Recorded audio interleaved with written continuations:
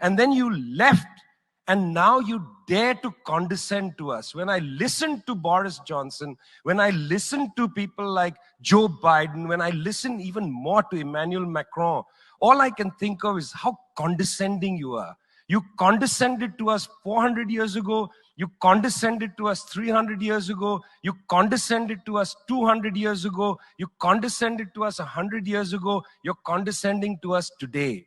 You only know condescension because for you, colonialism isn't something that happened in the past and we defeated you. It's not that. For you, colonialism is a permanent condition. And that permanent condition happens in two ways. There's the permanent condition of the colonial mentality.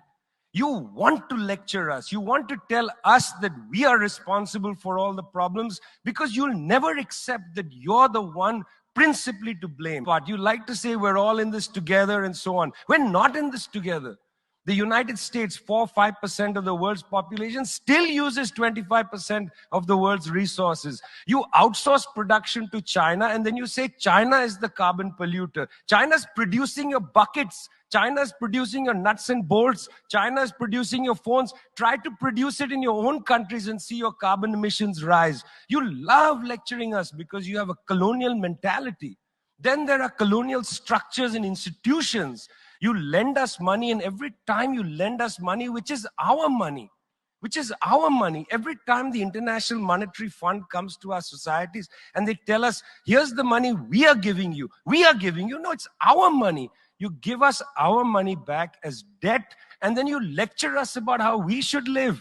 It's extraordinary. It's not just a colonial mentality. It's a colonial structures and institutions which reproduce themselves year after year after year. And let me tell you something. The climate justice movement, not clued enough on this. Not clued enough on this. The climate justice movement is a movement that says we're worried about our future.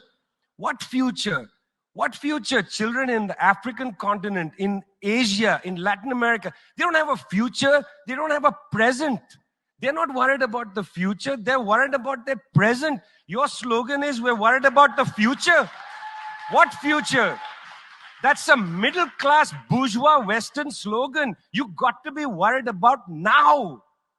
2.7 billion people can't eat now. And you're telling people, reduce your consumption. How does this sound to a child who hasn't eaten in days?